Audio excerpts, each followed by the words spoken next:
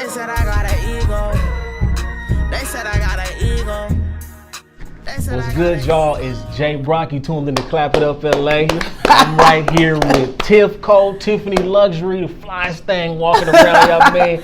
Artist, brand owner, businesswoman. You put her on any beat or any fashion show, Tiffany gonna take over. You dig what I'm saying? Tiff, how you doing today? What's going on with you, bro? I'm doing great. How you doing? Man, I'm blessed. I'm so happy to have you on here. On God. We about to give these people this real good game. Let's jump straight into it now. In 2009, you got to Crenshaw, okay? Right. And this is when you said you started doing music. Now let me ask you this. Was it when you went public, or was you like always doing music before anybody could see it, but at Crenshaw you just came out with it? Yeah, I just came out with it at Crenshaw. Okay. Like, you know, I went to Audubon. So I used to always have, I remember this girl named Arlisha, I used to always have her iPod. Okay. Like, she had the shuffle. She had every song on there, like, you know what I'm saying? Dancing around school. If anybody know me from Audubon, they'd be like, this girl Tiff used to be dancing around the school, fucking it up. You feel me? That energy. And, that energy. Like, I love music. I was just brought up off music. So at Crenshaw, I mean, I always wanted to be a rapper. Okay. You feel me? Mm-hmm. So at Crenshaw, that's when I kind of started like getting into it more. Mm-hmm. You feel me? We had like, you know, the pep rallies. We had open. It was like open space. You know. Yeah. All type of shit was in style when I was in 9th grade. Jerkin, you feel me? We had Wiz Khalifa out. Yeah. I love them type of beats. We had all type of different stuff, and that was just always me. So I just started, you know. I used to always be freestyling at the crib, like, you know, to myself at home. So that's where it started. Yeah, okay. At home, but like, So how did you develop the heart to actually, nigga? I mean, cause we're not talking you just rapping in a circle, bro. You hit the stages, you hit pep rallies, you performed at the Crenshaw Dorsey, the Dorsey game and things like that. What made you develop that heart to say, all right, I'm gonna let y'all hear it? You know what I'm saying? And then also you gotta think about it. When you doing something private and you go public, people's opinions can sometimes bother us. You know what I'm saying? So what made you go ahead and stick it out like I'm about to do this now, here and now? I came out with this, I used to be rapping with JoJo. I don't know if you Beat Bangers. I remember that situation. So we was doing that, like doing little parties and shit like that, and we had recorded this song downtown. Okay. And long story short, some people that went to school with us had, like, you know, basically let us get up in there. Mm-hmm. They was a little older than us, and they had a studio, and we recorded that song, and we just started like performing at different parties and shit like that. Winston Hills, anybody that had, you know, that had them little parties back then. We was in 9th grade, we was performing there, and that's like really when like shit start going on for me. Like, you know, I was always rapping. You like I said, dancing. I was always like real energetic, a real energetic type of person. Yeah. So that's when it really started. But you know, you feel me? Yeah, I get that. So what y'all might not know, for y'all who might not know, Tiff is a poet. Yeah, y'all might not even know that. Look, Tiff got this post on Instagram. She went real deep on y'all, and I gotta go word for word. Tiff say, my mistakes inspired me to become a better person. Surround myself with better people. You know, people fighting over materialistic things. Tiff, what was going on at that point in time when you thought about that and wrote that down? And that was back in 2014. That was in actually 2012. 2012? I was in high school then. That was in 2012. So let's get to it. I always been doing poetry. I like Floetry. You ever heard of Floetry? Yeah, Floetic. Floetic. So I grew up off of them. They was like a group. I grew up off of them. And like 9th and 10th grade, like I said, I was always doing music with JoJo and them, but I ain't gonna lie, like, I really like to do other shit. You feel me? I was into that type of beat. I was into Kanye West. I was into, you know, the college dropout Kanye West. Kendrick Lamar had just came out. Like, all type of different dope people that was out. You feel me? J. Cole. And honestly, like, when I went to Crenshaw, I started doing, like I said, I started doing music, but I had left Crenshaw semester. I left my junior year, and I started going to Fairfax a little bit. And they had it where, you know, Fairfax is a real versatile type of school, but, you know, as far as the minority, they had this thing called the Lighthouse. So Lighthouse is where people, like, you know, coming from the Crenshaw district, we don't really talk about our feelings and all that in the classroom. You know what I'm saying? You like, not like, you know, we are, we got to be solid. You got to have that, you know, that bone. You got to have, you know what I'm saying, substance to yourself. Exactly, coming from the inner city. So when I went over there and I went to Fairfax, they had the Lighthouse, and I remember, like, I used to start writing my little poems and shit like that. Like, you know, like lunchtime or recess or whatever you call it back then. We had like that 10-15 minute. And everybody, like I said, the minority, like a lot of black, you know, pretty girls and like dudes that you thought had their life going on right, they had, you know, more inner problems than we knew. You know what I'm saying? And in high school, that kind of made me look at shit different. Cause I didn't see that coming from Crenshaw, you know what I'm saying? So I always wanted to go to Fairfax, and when I went there, it just made me look at life a little different because those people was just having like so many problems. Like, I'm talking the flyest niggas, you know, the girls that, you know, like you may think they just so flawless, had all these problems. I personally wasn't really speaking like on there about my problems. So what I do was, you know, I wanted people to know I love music and like, you know, to know that, you know, this is what I do. I started doing poems, and the lady said I could do a poem, and I started doing it there like all the time at the Lighthouse, you feel me? They was fucking with it.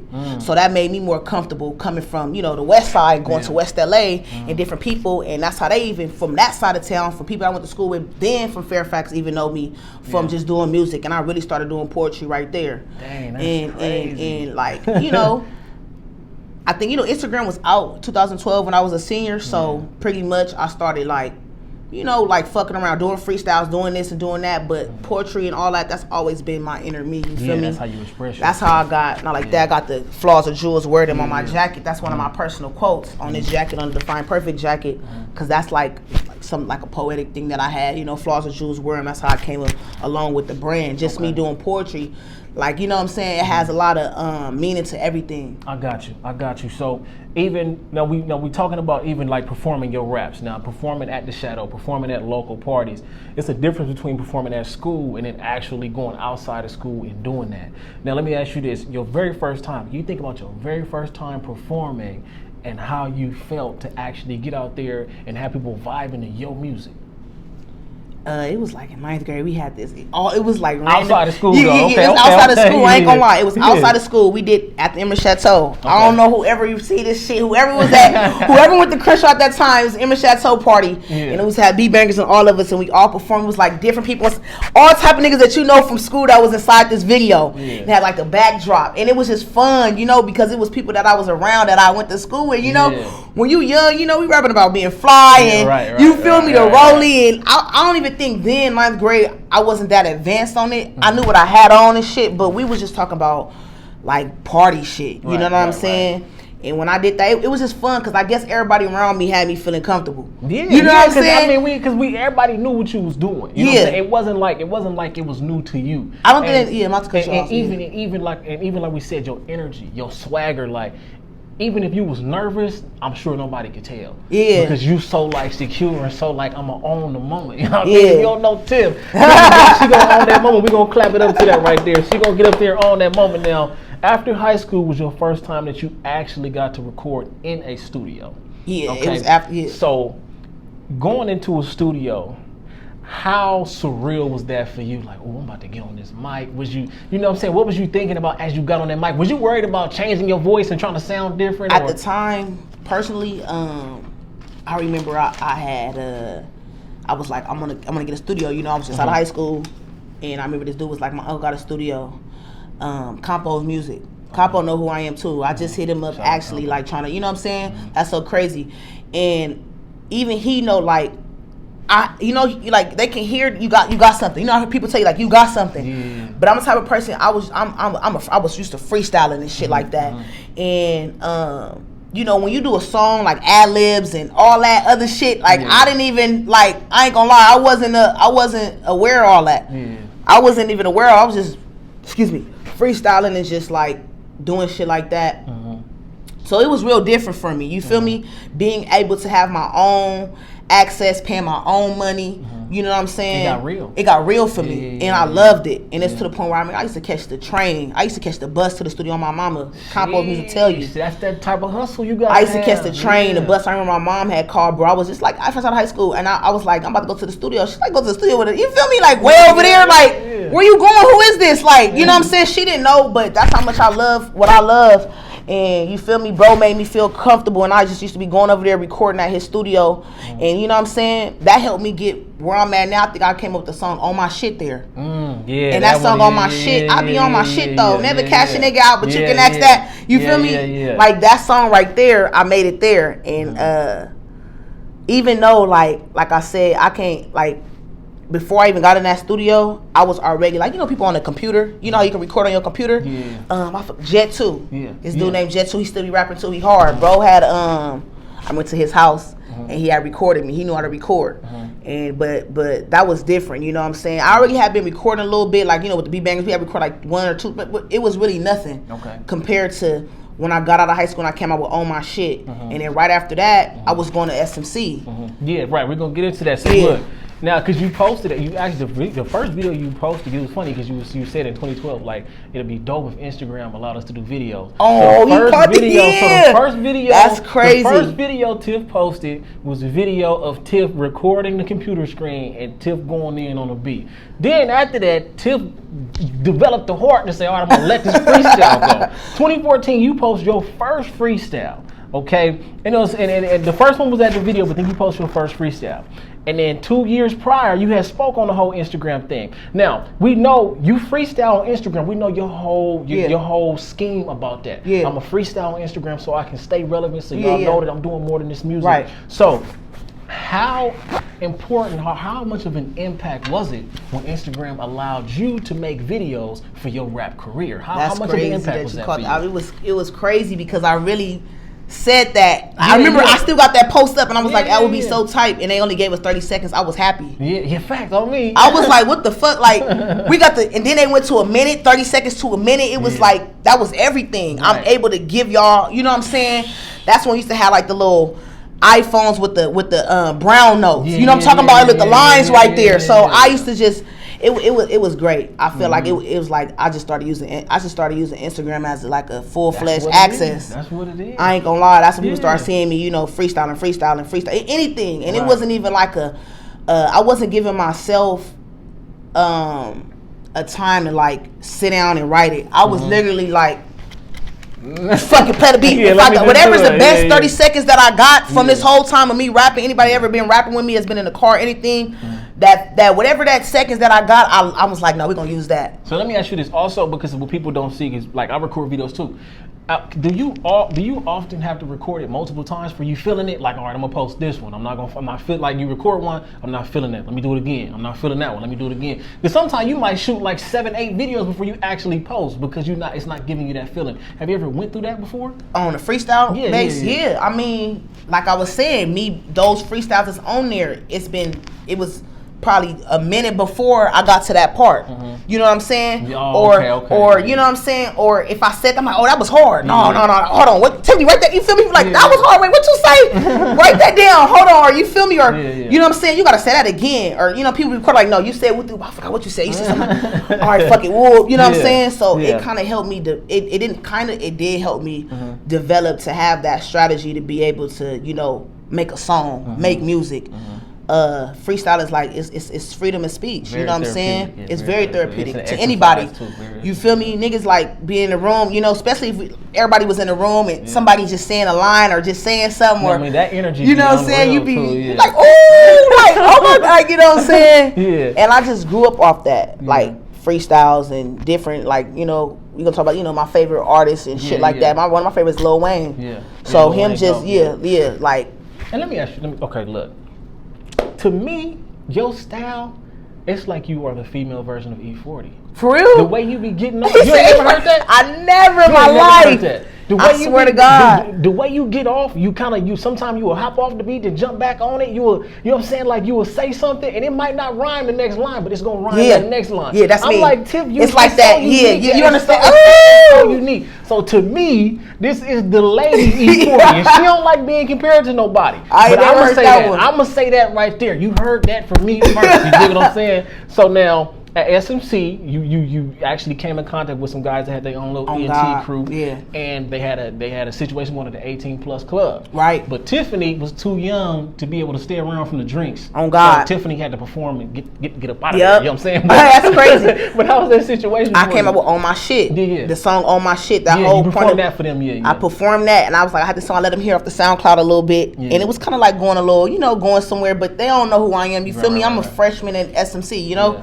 And they was like, all right, we got a show tonight. That shit hard. Like, can you come? Can you sell these tickets? I'm like, sell these tickets. I had some friends tell them like, here, y'all, can you feel me? People supporting. So they came. Some other people that I went to school with that was like a little older than me, that went to Crenshaw. They was able to, some of them was able to stay, but of course, you know, I'm 18, 19, I think, or 19, I think I was 18. 18, about to be turning 19 because I was at that prime. And the security had told me like, hey, you know what I'm saying, you can perform, but at this certain time you got to get up out of here because they start selling drinks and all that. 18 plus, but 21 plus, you know how that go. And it was a club. They had like the 2 different states. It was really dope. But they let me perform, and that video is still on my Instagram too. It's so funny. They let me perform that, and I had got up out of there. But I salute them. I know you had to feel good though. I did, because they tweeted about it. I forgot they tweeted about it though. They tweeted about it, and it was like, you know, Tiff Cole came down and she did her shit. There was like a little ENT, and I shout out to them, man. Shout out to them. That was like that is my first performance. Okay. On Santa Monica, but that's my first performance, like. Especially at a club, as a club, as a young girl, and the people in the club, they was like, hey, you feel me? I was like, hey, like, you know what I'm saying? I wasn't I didn't have cars and massive videos and shit like that, like, you know what I'm saying? Just coming up. I was just coming up. I could understand that too, and at that point in time, you starting to get that recognition now. Yeah. You know, that can feel good. And okay, so there's one thing you spoke about. You spoke about people becoming believers. You know, when people, that's one thing people got to understand. You can start off with something, you might not have that many fans, you might not have that many believers, but the more and more you stay consistent, the more you take it serious, the more people believe, people want to get involved. Now, what I love about, you know, having people become believers is the fact that you got the ability to wake them up, you know, through the process. Now, initially, this can be very discouraging. You know what I'm saying? Right. You know, it's a fact. Now, in a sense, you're the underdog in their eyes. Now, how many conversations have you had to where you realized, oh, you sleep on me, or you've been sleep on me?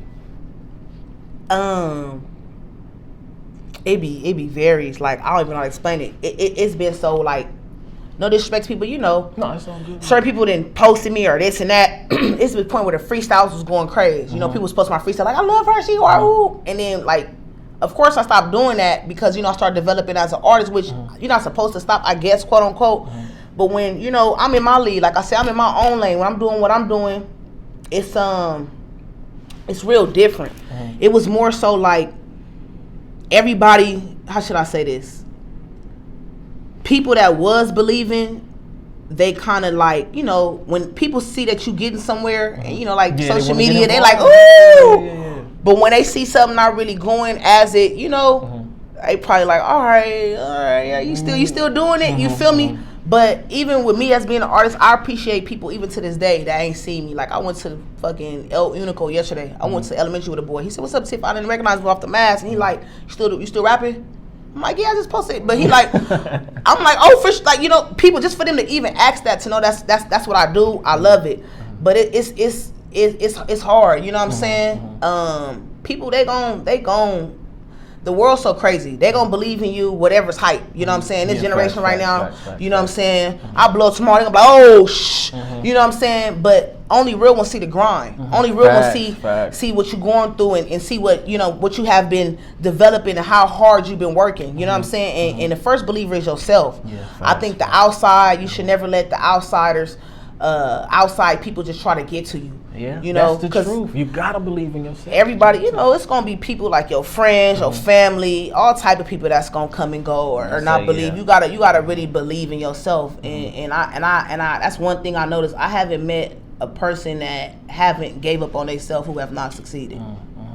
Like facts. I haven't met not one person or seen it from my own of a person who's been working who have not stopped believing in themselves, who haven't succeeded. You feel me? You gonna succeed, you gonna win. You know, that's just the trials and tribulations of it. You gotta have that inner belief. Facts. Whether a million people don't believe in you, whether, you know what I'm saying, the closest ones to you fall off and don't believe in you. And that's what hurt the most. It do. But that's what that hard, you know what I'm saying? Because when you expect the closest people to you expect them to believe in you. But I'm saying, but we often learn that they don't. They might not believe in us like that. Now, as a female artist, you were the first female artist I'm interviewing. Wow, that's what's up. And I believe as a female, it's a different type of fight. You know what I'm saying? So, along with having to deal with people shaking on you, not really believing in you, how much tougher have you became going through the process as a female artist, knowing how people deal with this type of situation?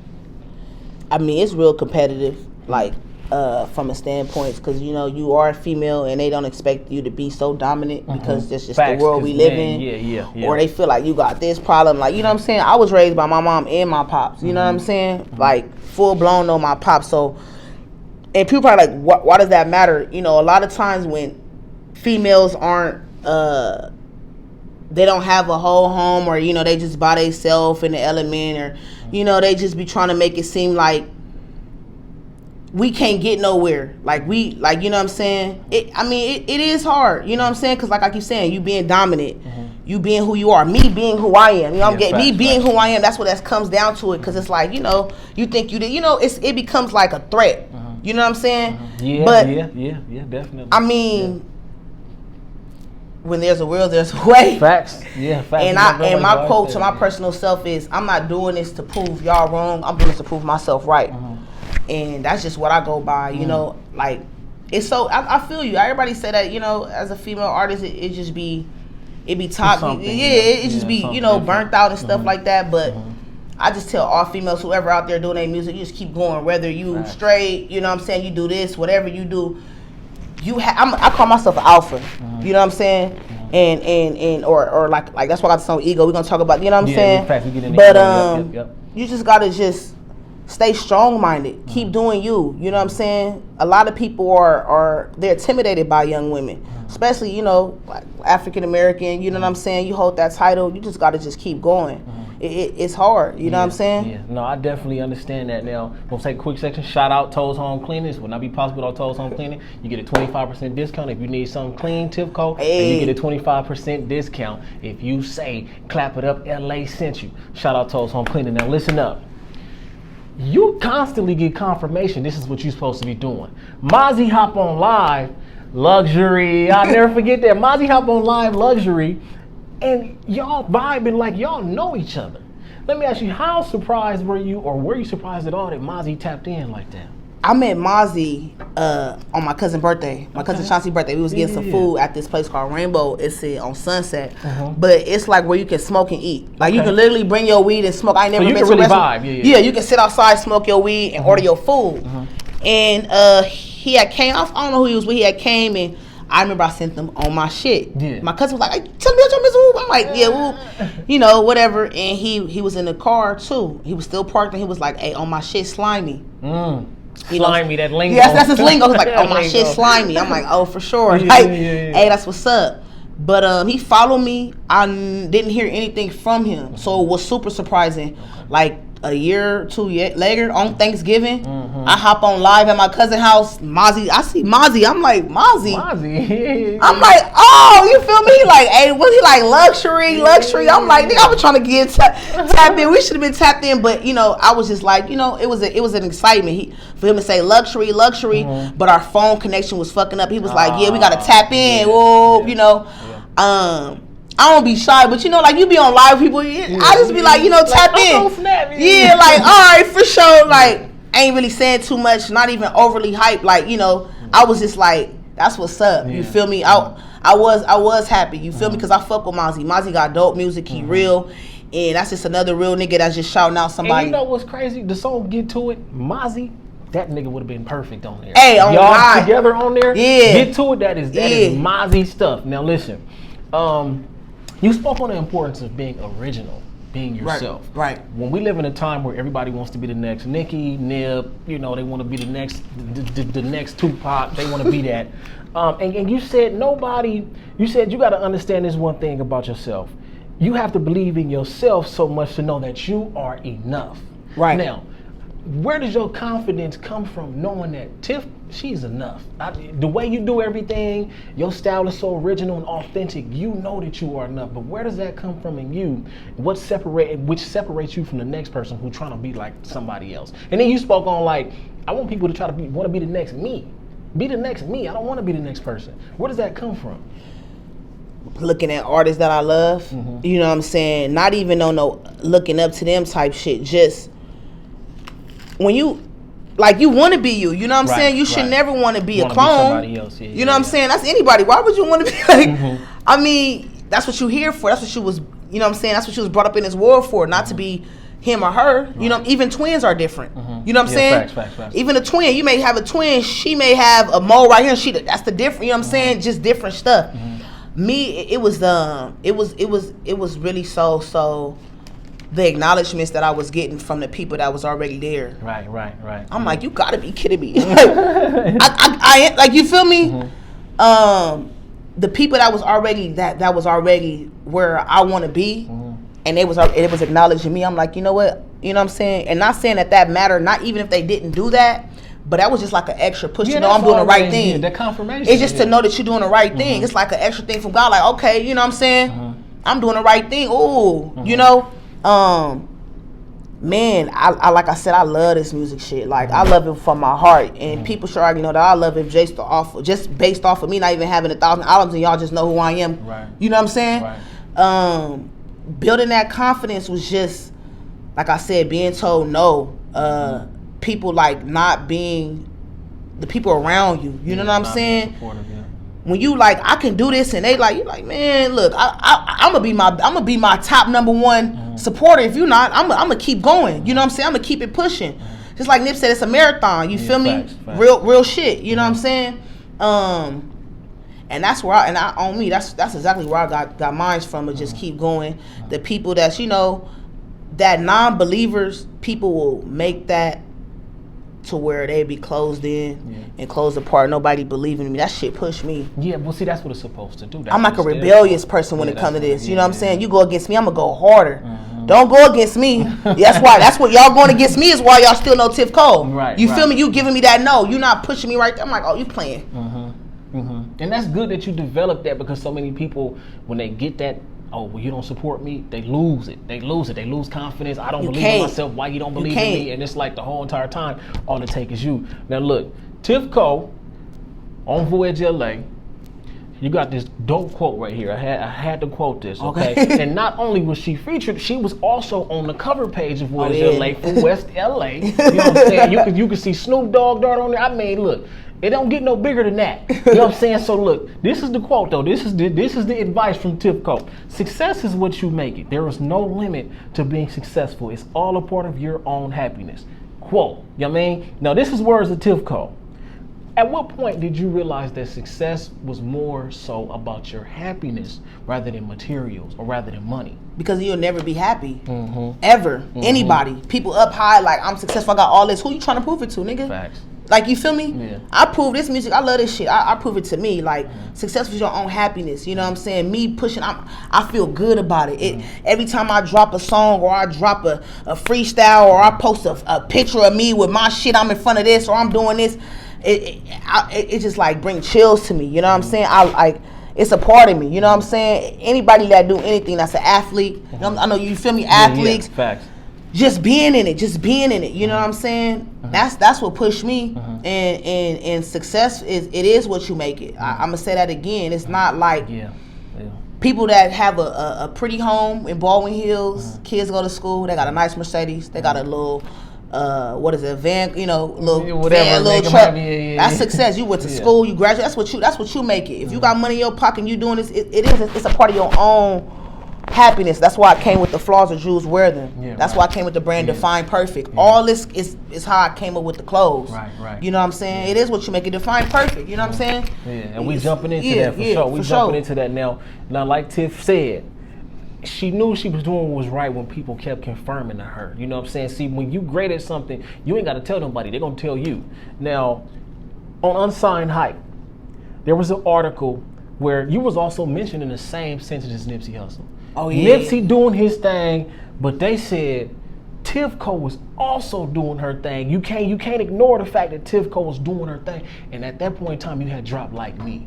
And they put you in that Unsigned Hype article. Now, how did you feel when you came across that? And like we said, people telling you you're great. I ain't gonna lie, I was like, I was speechless. Like, you know, I mean, being in the same sentence. I was like, wait, you know what I'm saying? Yeah. I fuck with Nip. I always liked his music. Like I said, when he was talking about, rest in peace to Nipsey Hussle for sure, on God. When he was talking about, shout out to them girls who go to Crenshaw High with the marathon and all that. Like I was in 10th grade. So when somebody said that, and for me to, music been my life and I love, and for me to be developing that, and for me to keep going, I'm out of high school and I'm becoming a young artist and I'm doing my thing, and to be but in the same sentence as somebody that's already established and they're already paying the way for themselves and for others, and you know what I'm saying, that's behind him, it was like, damn. Once again, it was like, all right, but like I said, I'm not really like a, you know, I'll be humble, like, you know what I'm saying. I was just like, that's what's up. Work. I gotta keep working. Keep working. Don't let. I didn't kind of like do like, okay, he came with like me. Okay, they fucking with me. I was more so like, I gotta keep working. You know what I'm saying? Let me just keep doing it. Oh, they fucking with like me. Oh, they gonna fuck with something else. You know what I'm saying? I was real humble about that though, and shout out to Unsigned Hype on the way. Shout out to them. They somewhere, man. They doing their thing. On me. So you know, your visuals. You know, you shoot all your visuals in the district, and The Village Like Me is shot in front of Crenshaw High School, and also you stepped in front of the Rothstein store. Yeah, I did. So. Whose idea was it for you to go ahead and shoot that in front of the Shaw? Because there's not a whole lot of videos in front of the Shaw.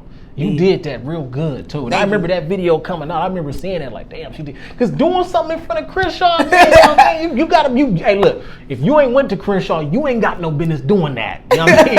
You gotta be respected. You know what I'm saying? For you to do that now. So that was your idea. Now, what made you think about that, especially for this video in particular? For stuff like this today. Yeah. Okay. For people to be like, you know, making that trademark, that landmark. You know, if y'all ain't listening to it right now, y'all gonna be like, oh, she went to Crenshaw. That, okay, you know what I'm saying? She went to Crenshaw. It was like really for times like this right now, like, and I went to Crenshaw. Like, I love that school. You feel me? I'm like, nigga, I'm about to do a video right here. The original Crenshaw. The original Crenshaw High School. Yeah, they did it. But I didn't really have no structure on that video as far as where I wanted to go. I was like, okay, I want to shoot the video. And you know, when you shooting videos, people shoot videos everywhere. And when I did it right there in front of Crenshaw, I remember it was kids that was just come out of school. It was motherfuckers honking their horn. Like, you know what I'm saying? Somebody who actually DM'd me, like, I seen you, hey, you was doing your stuff. That's the, you know what I'm saying? I seen you right there in front of Crenshaw. That was me, honking or something like that. It was just to like trademark different places in the district. You know, it's still little spots that I ain't touched yet, but that was one I had to touch. I'm like, I went here. You know what I'm saying? I still want to touch Audubon. You know what I'm saying? Like, schools I went to, the upbringing, there's so many people that can relate to that, or they're going to be like, that's my high school. You know what I'm saying? Crenshaw is, I mean, it's Crenshaw. It's really, Crenshaw have been in all type of movies, not even the school, just the name, period. You know what I'm saying? Crenshaw District, period. And I had to notify and let people know, like, I'm from here, you know what I'm saying? From right there. Yeah, it's an artist, it's a young female artist right here, and she from right here. You got to put that landmark and that stamp. Everybody from everywhere that do music, they be like, you know, to make people more engaged with you. You know what I'm saying? I'm from LA, like I'm a rapper from LA. What part of LA? What part of LA? You gotta rep that part. What part of LA you from? You from Crenshaw? You from Inglewood? And that's crazy because people refer to Crenshaw as like Crenshaw's a city, like a city. Yeah, like a city. They'd be like, "Oh, I'm in the Crenshaw district. I'm in the district." Oh, you know what I'm saying? Like it's regular. Like like you don't say LA, you say I'm Crenshaw. You don't say, you know what I'm saying? Like, oh, I'm in the district. Like, you know, somebody somewhere around there, Slauson in Crenshaw, Vernon. Right. And that's just how I look at it too. I was like, yeah, I gotta hit Crenshaw. No, I feel that. Now, to be so respectable, we're gonna talk about Gang Thick. Now, Gang Thick was a big deal. Okay, you had people from everywhere in that video. Yeah. I mean, and you got them to all come together. Right. It wasn't no bull crap. Nah. You did what you had to do, and you made that scene before it was really something that people was really doing at that point in time. So. You also shot that video, rest in peace to the great liquor store right there on the corner that was on Baby Boy. You know what I mean? What is it? M&T Bank Liquor, right? Yeah. Wait, so Liquor Bank. So Tiff started out by telling this nigga he's a weirdo in the beginning, and she ended up seeing him in the end like, that's you right there? Yeah. Now you know you got DS up in there, you got my boy Ronell up in there, you got Glenn up in there, you got a whole lot of familiar faces up in there, and they all from different parts. Now, what put that on your mind to do that specifically for Gang Thick? I posted Gang Thick, like I'm gonna do a video. You know how you do videos like coming up, everybody like, okay, where your video gonna be at? Yeah. So I did it like, all right, fuck it, we gonna do a scene where, you know what I'm saying? I always was like, you know, I always be like fake directing my videos, you know. Now you not fake directing, you just fake in front of it, nigga. You did it. Like, you know, I be directing. I'm like, hey, I told Butter, like, you know, And shout out to Butter. Shout out to Butter. We're gonna talk more about on Butter me. And like before I even do that, like before I even get into that, I literally rode that bike, that lowrider bike, from where Solo and Ice store is at, all the way to. You went on a mission like that? I swear to God on my life, and I had the homegirl drive my car because the bike couldn't fit in my car. Oh, shout out to Tone, OG. She was like, I'm about to ride it. I had my little high top chucks, so they probably like, where's this bitch from? I was like, you feel me? And I rode it from right there, but I just wanted to have everybody had linked up, and I was had people everywhere. They're like, okay, I'm gonna get the location at 3. You know, I'm a gym, and I like that. We always be off time a little bit, so I'm like, damn, I had everybody right there, so I had a final part. I was like, damn, I was driving around a little after we got to, I put the bike over there and all that. So you put this together while riding to the situation. I mean, we kind of went as the day went on. Oh, so this was all just off the top of the dome, right? Oh, okay. Because not like that. Like we shot the video 2 different days. Let's be good about it. So when I did that part of me riding the bike there versus the first time we was in the alley, because you notice my hair is 2 different ways. Even though I had a hat on. I didn't even notice. Probably you. Well, y'all it's cool. I had on a hat, and I had the homegirl Jamie and Bree. They was in the front of the gang thick when I first started with the drone. And that's before niggas even had the drone too. We had the drone right there. And I told everybody to come to a certain location. I'm like, okay, fuck it. I pin dropped it, start sending everybody around. Everybody started pulling up right there. So that's how everybody came in that video. Shout out to everybody that was in that video, man. That's a classic. And them all the homies right there. On me. And then when I did it at the liquor bank, it was like the following weekend or something like that. Days later, I had told Butter, like, we need to hurry and finish this. He like, okay, so where you want to do it? I'm like, I want to do it like at a liquor store. I'm like, fuck it, let's go to the liquor bank. So I ended up asking Tone, like, hey, P-Rat, asked P-Rat, that's his uncle. I asked P-Rat, well, Tone is P-Rat uncle. Okay. I asked P-Rat, like, hey, can I, like, I'm gonna tell my uncle we'll get the bike. So I got the bike, and you feel me, I wrote it down there, and then I ended up seeing the 2 dudes that was in the video. One of them, he had pulled up with the lowrider. I had the one I was looking at crazy. I know him from just around the neighborhood. You feel me? Okay. And that was all right there. Like everything was just like on site from that point. I'm like, he like, all right, I'm about to get the, you feel me? Had a homie come with the lowrider. He came with the lowrider. I'm like, that's the lowrider. I'm like, okay, fuck it. That's when I had him. I'm like, just fuck it, just pop it. Man, y'all just put the magic together. Yeah, we just pop it. So then we started, when the song started, I'm like, all right, fuck, he gonna come out the video. Yo, he like, yeah, I'm gonna come in it too. Everybody like, they gonna come in it. So that's when we had him start doing that little part right there. Butter start filming it and all that. And then how we got like in the jungles, like, I went to Hillcrest Elementary, right there in the jungles. And I went to Audubon. So, the Bloods, Crips situation, but I went to school with them, like, the jungles too. Like, you know what I'm saying? We all, Audubon is where half of this fucking LA went to. I don't fuck if you from Watts, Compton, a lot of people went to Audubon, you feel me? And at the homegirl Tenalea, all them was in there, and the dude who I looked at crazy, he ended up letting us use that house that we had in the video at the end where he ended up coming in there. So all that, like how everybody was out there, we was just like, okay, this is the second location, this we doing it this day, you feel me? So that's how everything ended up going right there. And I love that video though. That was fun. Thick. I kept seeing Gang Thick, kept hearing about Gang Thick. I'm like, man, the gang must really be thick then. I mean, it was like really like niggas turned up because they gang thick, That was another thing about me. Once again, you asked me about how I feel about, non-believers and stuff. People was just, I'm by myself. I'm an independent artist. A lot of different artists was coming up, and not even saying it was no shade, no tea, but it was like, or anybody, like, nigga, I'm independent, I'm doing my thing, you feel me? All right, y'all turned up, y'all, all right, only hang with one bitch, and that's Bernat. That's when I came in with that, like, that's my cousin, you feel me? We don't need all that. This how we coming, and that's all that. Like every song is like an answer to anything that you know what I'm saying. Definitely. Now, Pops, rest in peace. On your 24th birthday, right? You make the song Only If You Knew. Right. Okay. And earlier that same year, your father passed away. And in this song, you say, it broke my heart. I was by your side up on your last days. You was right there with him. So, was this song having to do with the pain that you felt from Pop's passing? Yeah, what I said, I'm still relighting blunts up in them ashtrays on me. Yeah. Cause, I mean, I love, like, anybody that know me, I love my, you know what I'm saying? I used to have videos of me and my pops, and that, you know what I'm saying? Yeah. My pops taught me the game, and it's so much more I can speak on him. But I was 23 and my dad was 71. Yeah, in fact, bro's an OG. Yeah, so my dad from Memphis. Yeah.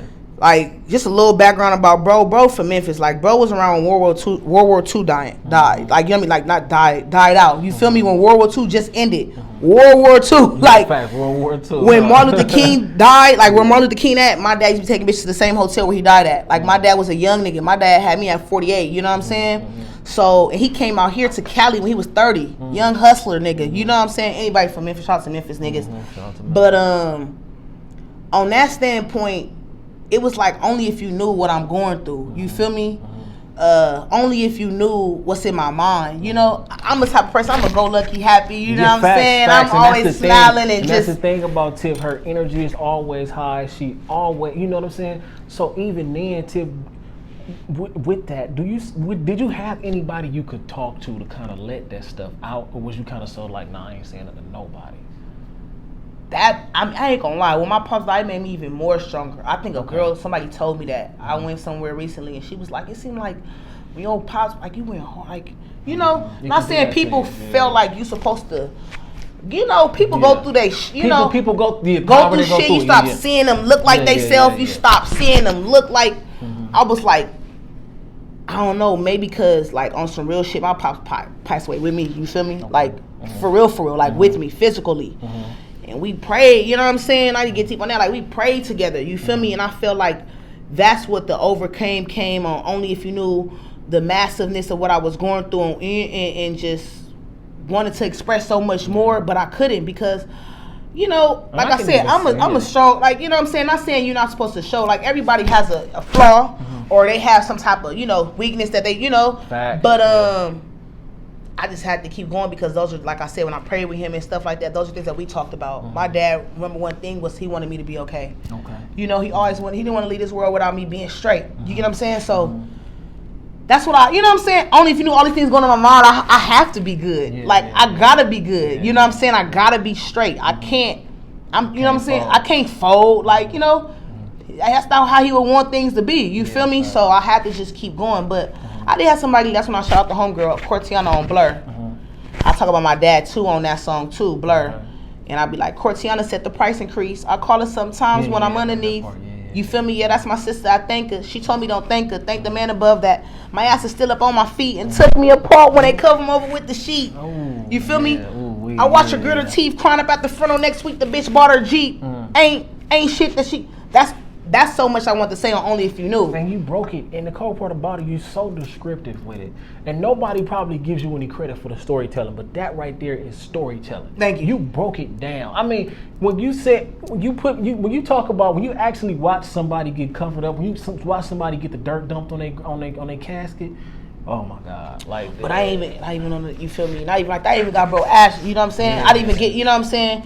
But cover up with the sheet, you know, when somebody, you know what I'm saying? Me, you know, like on that type of circumstance. So that's when I came out. Only if you knew what I'm, you know, what I'm going through, or you know, the type of pain I got and stuff like that. So that's how I came out with the song Only If You Knew on my birthday. And me and my pops is a Gemini. He a Gemini. His birthday like 2 weeks before mine. Yeah, y'all was hella close. You get what I'm saying? So I had to like. You gassed up. Now with that happening, a couple months down the line, Dave East repost Felt You, and this is the exact song. So when you get that type of confirmation, you know that was just out of the blue, random. Like, what the hell? Like, when you get that type of confirmation, that's what I'm saying. Look, God is going to send that confirmation to you, rather it's coming to you normally or not. It's all, she stays getting these big people to co-sign her and go ahead and shout her out. Now, when you had that moment, how good did that feel to you? And how much more did it make you understand, like, man, I just got to keep going? I ain't gonna lie, I was like, what the fuck? Because I knew who Dave East was, you feel me? I had followed him before.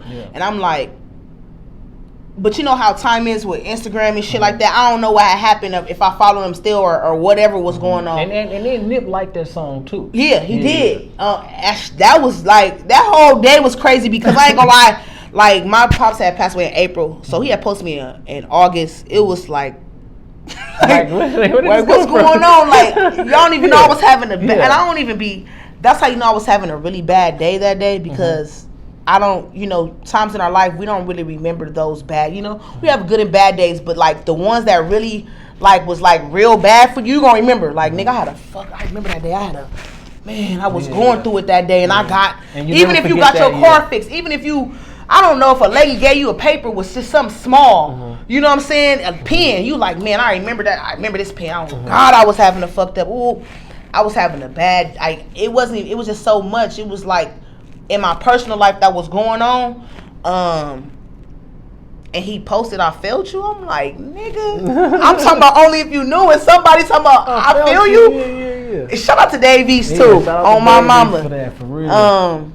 I just felt like, damn, that's what's up. And then he had hit me like send a song and he sent me his line and shit like that, his number and shit. And he was liking my songs and stuff after that. And I think I sent him like another song. I sent him a song that it's not out or nothing like that. I sent him a song and he was like, nigga, he put fire signs. And earlier this year too, I never like met bro in person. But long story short, earlier this year, him and Infant J Stone had a video, or last year or something like that, for Definition of Pain. Shouts to Infant J Stone. They did a video in the Crenshaw district, and I was passing by, and I'm like, damn, I need to, I seen him. You know, we follow each other at this time now. After he posted me or whatever, it's like a year or two, or whatever, and I seen it, and I'm like, damn, I need to pull up. That's when I had started my brand, hopped out, and I read from 30s. I was like, hey, you remember her? She's like, hey, come here. It's like, you feel me to me? Shorts, and I gave him the shorts, and he was like, I'll fuck with her. And everybody was looking. Everybody was looking. I'm like, oh, you feel me? And then if J Stone was like, neighborhood Tiff, and I'm like, oh. And that was dope. And then he was like, hey, tell the people, you feel me, get in the video. Whoop. And I ended up being in the video. I ended up saying what's up to him. His people's ended up buying some shorts and shit. And like a few days later, he had got on my live and was like, hey, cause I need some more of them shorts. I didn't get the chance to tap in with him again, but I was like, damn, that's what's up. You feel me? When he said I felt you and shit like that, it was just like, that whole scheme of seeing, you know what I'm saying, him shouting me out, not knowing a person, personally, and then meeting them and they just still having that same love. Sometimes on social media niggas be fake. They'll do something, not because he gained anything from that, just I don't know. You know what I'm saying? They say they felt you and then you see him like, oh, what's up, you tight? Like, you know what I'm saying? Bro's a real nigga. He said what's up to me and all that, you know what I'm saying? So that was like, damn. That was dope as hell. That was dope too. I'm already knowing. So look, the Tiffany got a lot of heart, man. It's one thing to post yourself on social media, but it's another to have a heart to go up and network and put yourself on the front line at Revolt.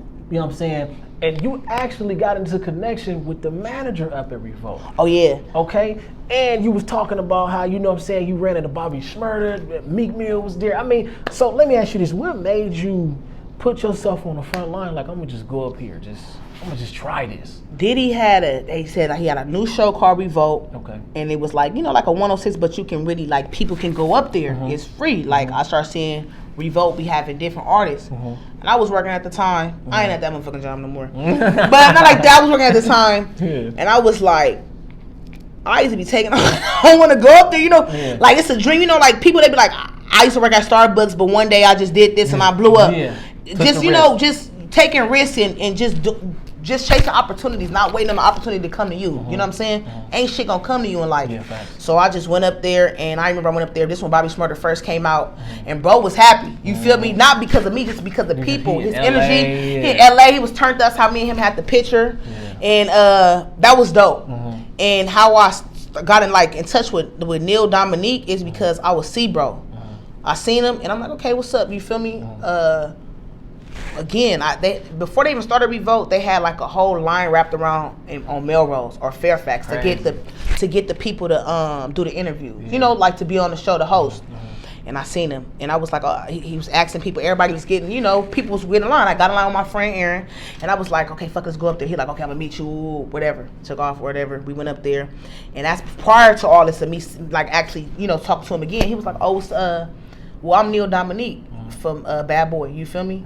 I'm the manager of Revolt. I was like, oh, for real? I seen him again. I went to Revolt. Like, he like, oh, I remember how you doing. See me again. You like somebody see you again, they know who you are. He like, I know how you doing. I know who you are. And I remember I had emailed him like some songs. I don't know if bro ever got into it with that, but that's how that went with him. Dang. And Neil Dominique ended up discovering. I don't know if he discovered, but I know for sure he worked with Bryson Tiller. That's his art. I end up seeing him on Revolt, to me getting on TV, seeing him at the BET Awards or whatever that was. I'm like, what the fuck? Like, that's his art. Whoa, that's his artist. You know what I'm saying? And that was crazy. So I end up like, even the Meek Mill situation, that shit crazy. Like, I took off one day and I got there like 11:59. See, that's what happened when you take off of work. You get to do, you get to see your purpose come true. Oh God! And I went there. It was like, it started at 12. It was 11:59. Mind you, I'm taking a bus up there. Nigga, I'm took the bus, and I remember the security did not let me in. Meek Mill was up there. Tripping. And I was just like, oh, I seen Neil Dominique again. Yeah. I seen him again. I was outside like, oh, I can't get. He was like, and I ended up seeing him. And I was like, damn, you know, I keep seeing this. You feel me? Shout out to him too. You know what I'm saying? If I see him again, he gonna know what he gonna know. Yeah, hopefully be like, yeah, I remember her. Yeah, that was you. You know what I'm saying? She gonna be ready for you too, right there and there. So yeah. So throughout your journey, you know, of success, we all have our own battles, obstacles, and demons that we have to fight off. You know, and the struggle is mentally. It's not, you know, physically, but it's mentally, which no one else can see. Nobody else can really understand what's going on. And you spoke on developing thick skin. You gotta have thick skin throughout this. Now, how are you able to believe in yourself through it all? Through being a female artist, through the recognition, the not recognition. How are you able to believe in yourself and develop that thick skin, even though sometimes you feel like all you got is you? Honestly, it falls back to my pop. You feel me? That's like, you know how people be like, I do it for my kids. Like, you do it for pop. I do it for, you know, cause like he only wanted what was best for me. It falls back to me being chasing my, you know what I'm saying, chasing my dream. This is what I started back in 9th grade where I want to be. Why would I stop now? Like, you don't know how successful you can be until you get there. Right. You know, when you stop, that's when you know it's a what if. Yeah. You know what I'm saying? You just keep going. Having that thick, tough skin is faith. Yeah. The Most High. You know what I'm saying? People be acting like they too good to like pray or believe in God or, you know what I'm saying, or just whatever people believe in. You know what I'm saying? I shouldn't even, you know what I'm saying? But that's who I believe in, and that's what keeps getting me to keep having that thick skin and getting up and keep going. It's another day. Today may not be the greatest, but you know, tomorrow, you know what I'm saying, I woke up, I'm a grateful person, you know what I'm saying?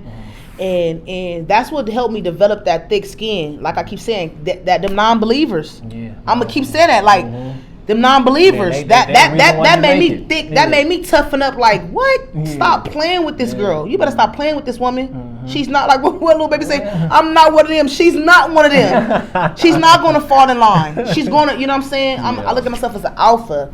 Alphas are, you know what I'm saying, it's like the Most High. That's why I came with the omnipotent shirts. Omnipotent means, you know, having the most power. I mean, having unlimited power. You know, unlimited power is like unlimited. It's just going universal. It's not like a limit of I have this much. It's the unlimited. You know what I'm saying? Yeah. Being, you know, just being strong. And trust me, being strong is hard. Like I can, you know, me talking right here, people are like, you know, she just, you know, it ain't, you know, just because I got a pretty smile, you know what I'm saying, or you know, we out here looking, you know what I'm saying.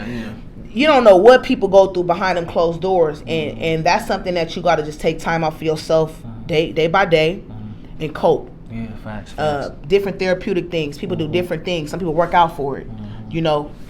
Coping or working out or reading or, you know what I'm saying, just getting in tune with yourself, you know, going out to the beach and just, you know what I'm saying, keeping that thick, tough skin. You got to take some time out for yourself.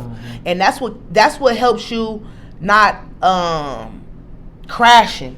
You know, people if you notice, people that don't take time out for themselves and recoup and rejuvenate, they crash and they skin don't just be working thick. Too much, don't give your time they think they got, but you're not helping yourself develop. You know what I'm saying? You're not helping yourself develop and become solid. I said that in one of my songs too. I ain't never dropped yet, but like, you know, I was molded before the clay. Yeah, we gonna for sure get them. You know, you gotta get molded in. It's like when you got clay, you gotta, you know, like that's deep too. You gotta clay before you get molded. However you want to say it, you know, you gotta make the clay before it get molded. You know what I'm saying? and you gotta just keep going through that. You know, once you fall off, and you not even fall off, you like how they say, I took one step, I moved up 10. Believe in that.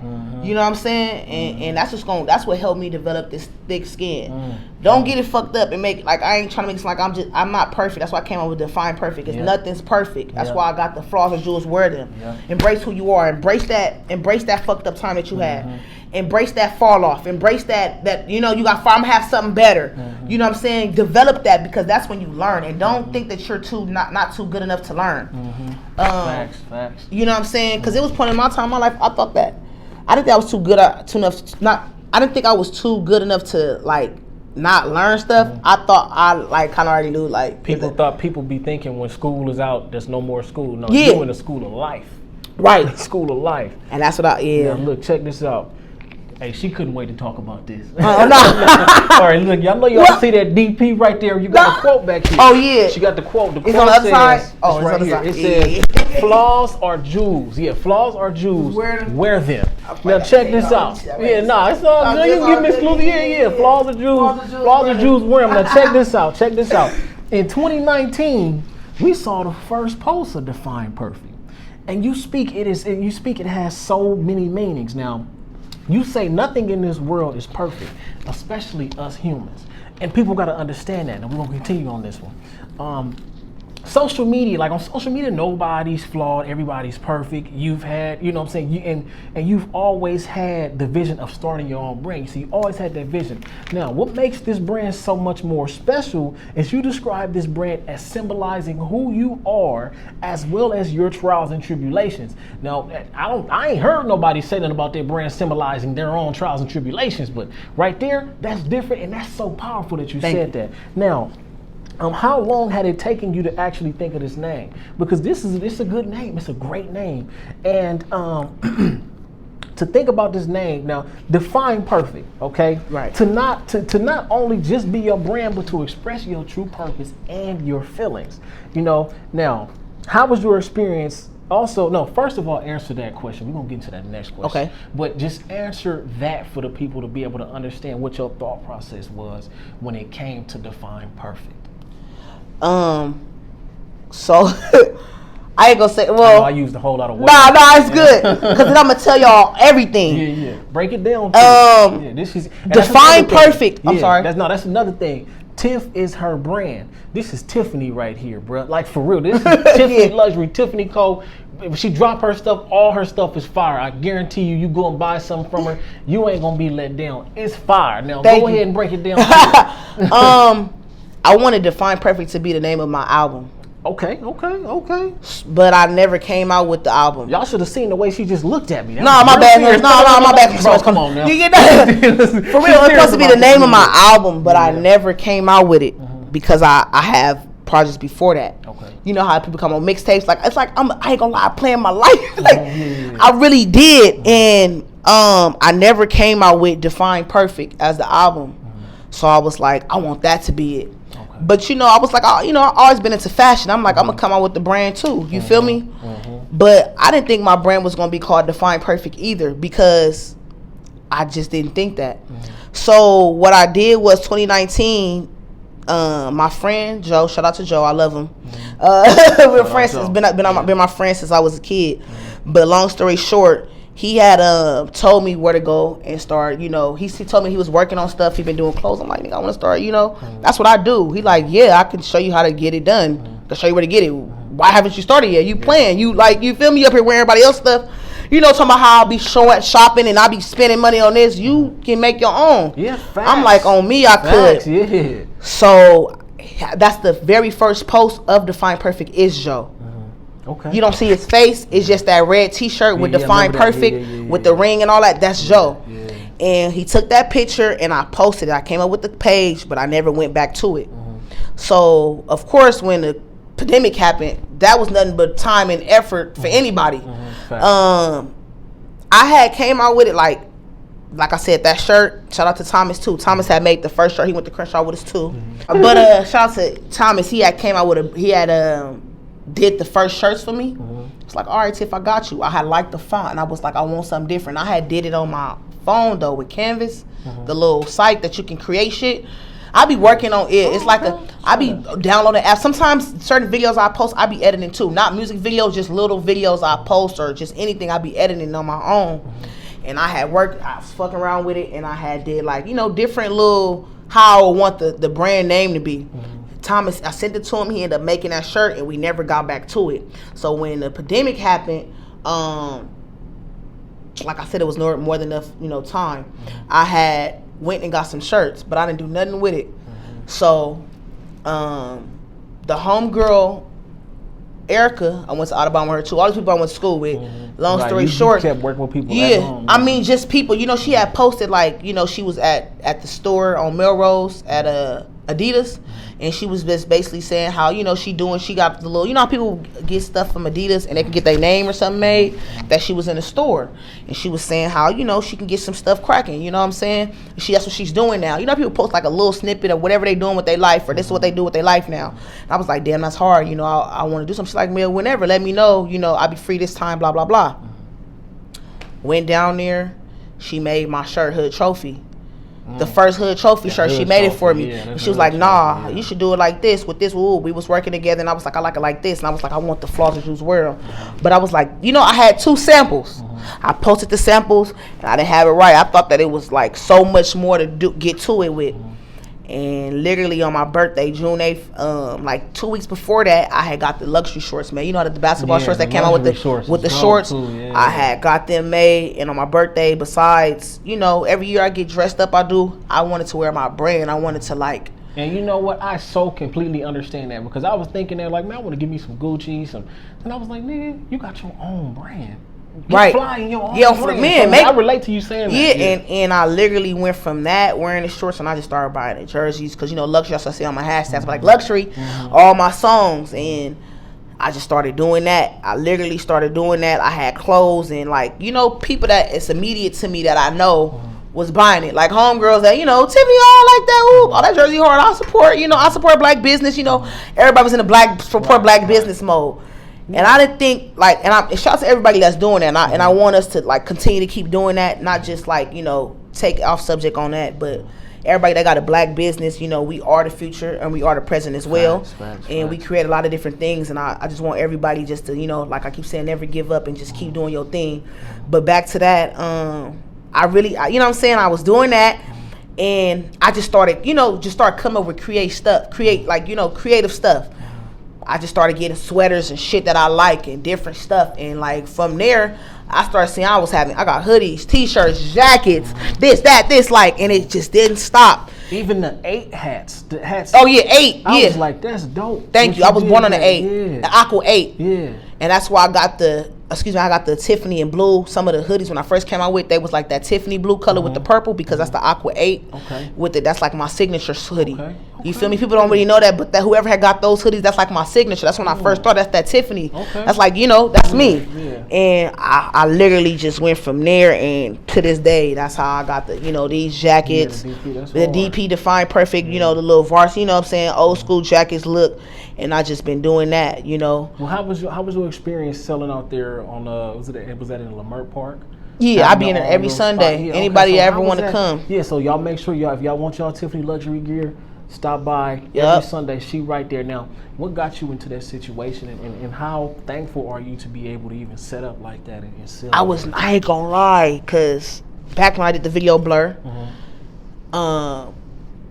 I did the video in Leimert Park on Martin Luther King Day. Whoever check out that video, you're going to see me walking through Leimert Park, the Leimert Park sign, the little kid who got the 824 for Kobe. I was like, Butter, get all this. And I never thought to myself, I'm going to be in Leimert Park up here selling clothes. Like, nigga, I'm a rapper. Right. And, like, I don't want to be looking thirsty outside the trunk, or like, like, being in that shell. Like, well, ain't nothing wrong but, everybody, but listen, though. Come on, man. Listen, though. But not thinking I'm better than or nothing like that, just like not want to put myself out there. A lot of people, be like, if I ain't got no shop, nigga, I ain't setting up. People is, if I ain't got this, I gotta come right. But I'm so grateful for me and like the people that was like around me, like, hey, yeah, man, set up. Like, we gonna help you. Like different friends that I like, what I'm saying? It went from them coming with the tent, helping me get the, you know, fold the bag, like, you know what I'm saying, when I first started, till I got my own tent. I went downtown, I started getting the right chair, the right this, the right that. And it was like, at first, I ain't gonna lie, like, I was set up somewhere, because, you know, every Sunday, people be right there. So before, like, this is like when the pandemic, like, first kind of was cracking off. People was out there, it was going up. And it was like, it was kind of hard because it's people that's already been in Leimert. You know, Leimert Park is like the landscape of, like, kind of like, not the capital of the world, but, you know, Leimert Park, Crenshaw District hit everywhere. Yeah, facts. It hits everywhere. And especially West Peace and Nipsey, like, you feel me? It hits everywhere. Just Crenshaw District, period. You gotta, I see people everywhere with Crenshaw on. But when I got in, like, that Leimert thing right there, I was like, nigga, I went to Crenshaw. Right, you right here. I'm right here. I have to be right here. This is, I remember Leimert Park, we used to walk past this. It used to be nothing but, like, you know, bums and shit like that. You know what I'm saying? This is like, why would I take advantage of this right here? And this is where people come across the world and want to get that culture. You know? And it was hard because, like I said, I was at one post right here, then I'll be moving next week right here because somebody right there. And this lady, shout out to her, I love her so much. She sell books right there next to me. And she's Gemini too. It's so crazy. Oh, Lord. I know, right? Gemini run she the world literally let me, like, you know, most people can't, nope, she don't let anybody really set up right there. And people always say that to me, I'll be right there. She be like, you know, and she loved that I'm right there. She loved my energy. And she got major love for me, and she started letting me set up right there. Like, you know, it's cool, baby. You set up right here, like, you know what I'm saying? Watch my stuff, you know. I love that. I love her, and she give me so much wisdom while I'm right there. She always telling me, you know, what the generation need and how, you know, we got so much potential. This generation is very creative, and we got to do something about it, and we got to keep pushing. We just can't stop.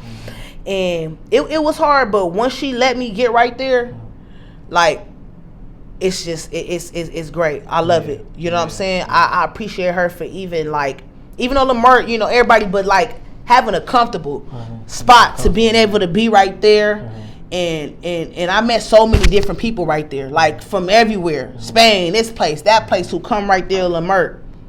So it was, like I said, bro, it was tough because I was moving around, and this, you know, this person been there that time, and you gotta do it all. Yeah, you gotta do all with all that, and you know, I was just coming there from a loving point. You know, I'm just trying to set up my clothes and sell. Yeah, by shortly they start seeing that.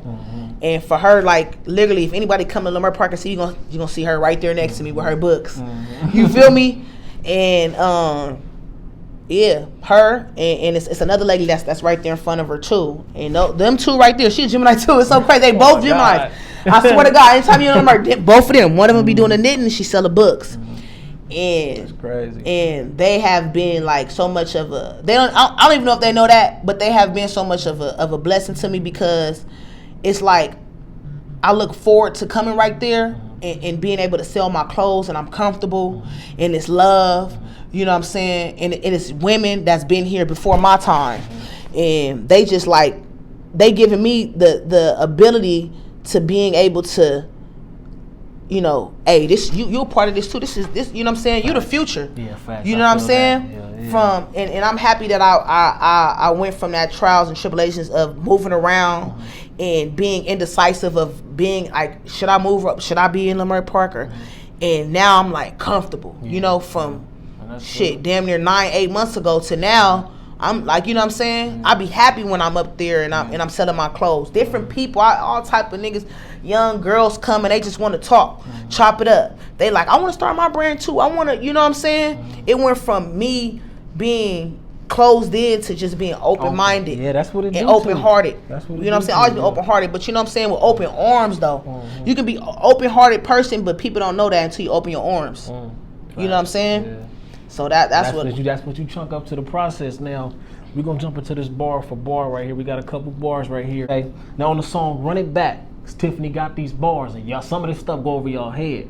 So we about to run it back right here. Run it back and say, niggas love to say they came from nothing, but you ain't gonna stand for something. And that's so crazy that you said that. Now that was real clever. You know what I'm saying? So how did you even think of that bar? What do you go through in life that helps you develop these types of like metaphors and the way that you put this together? On me, What helped me do, like, I'm gonna say it like this. Just that bar right there, niggas said they and came from nothing, but you ain't gonna stand for something, go and get your mans or something. Yeah. Building walls and destroying territories, knocking on doors so they can't ignore me. Nothing was never holy. Except for the downfalls on that they really praying for me. You feel me? Yeah. Like, and when I went on that part, that is how I came with that bar. Just that the second part is really how I came with that bar is people, you feel me, they building walls and they showing down and they destroying our territory. You know, they destroying where I come from, and I'm knocking on doors. I'm knocking up in here. You know what I'm saying?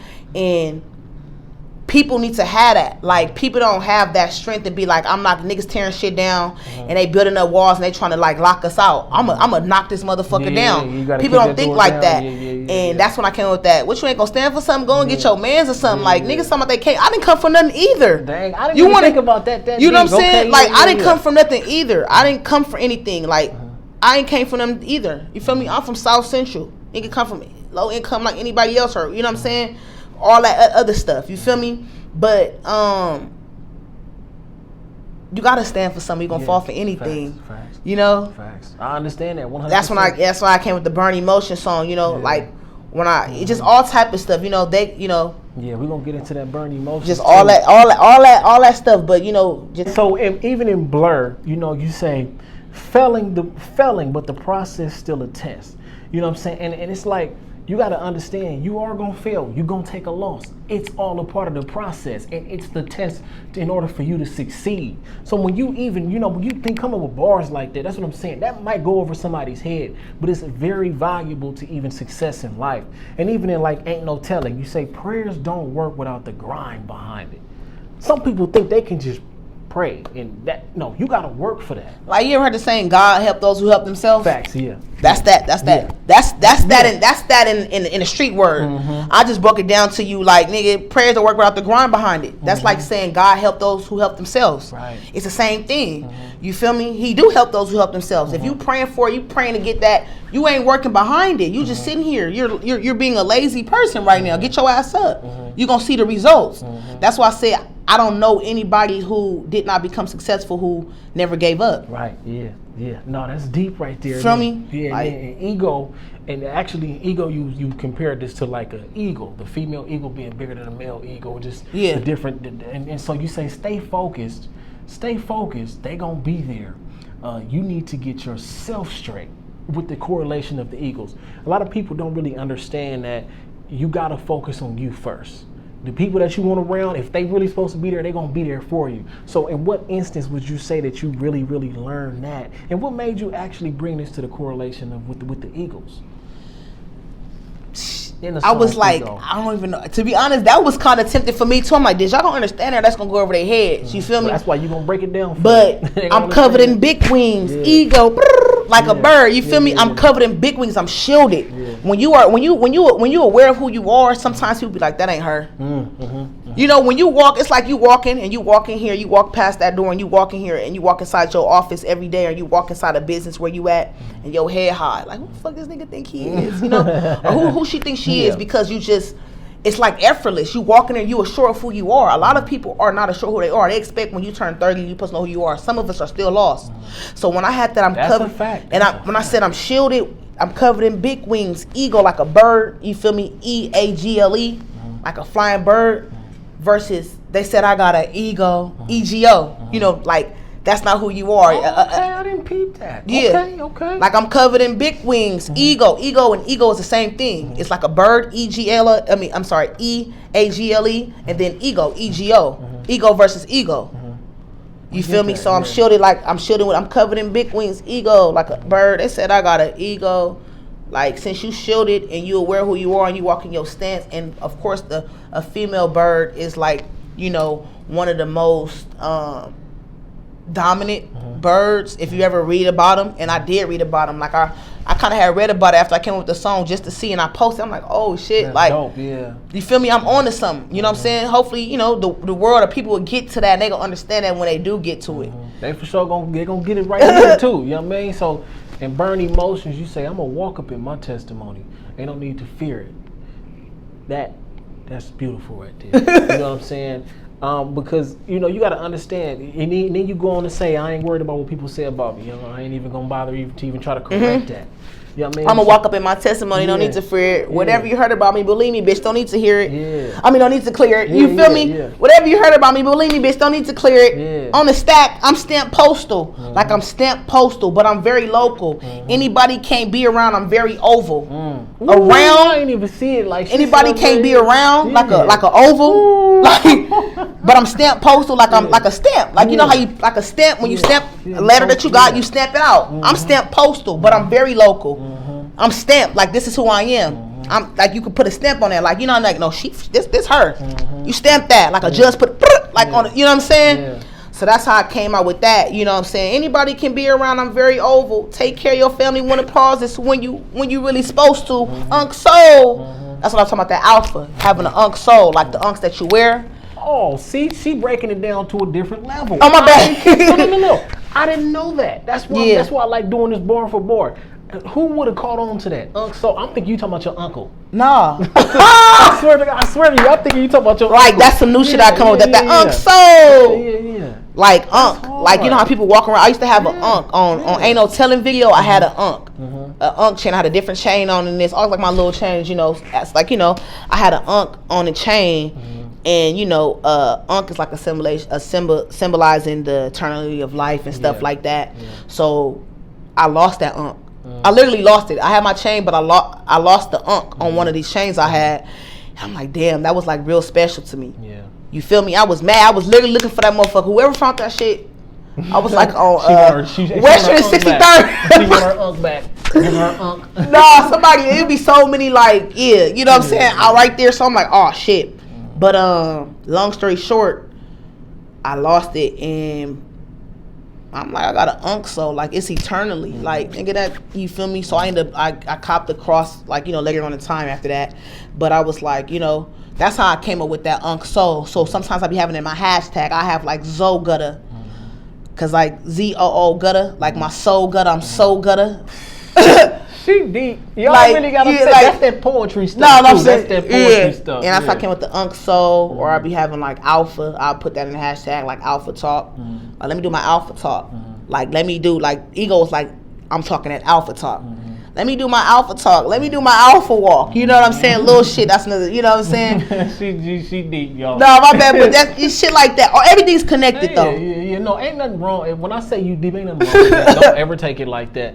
What y'all gotta understand is that, like I said, I like doing these bar for bars because so much stuff go over our head. Her breaking down this stuff, like I said, I thought she was talking about her uncle who passed away, talking about Unc Soul. But you gotta understand, it's a meaning to this stuff, and that's why I do that. So let's check this out. This is Tiffco, Tiffany Luxury. You can go get your merch every Sunday if you need that, you know what I mean? And you can also listen to her music on SoundCloud, YouTube, iTunes. Tiffco got some good stuff coming for us this year. So y'all make sure y'all stay tapped in.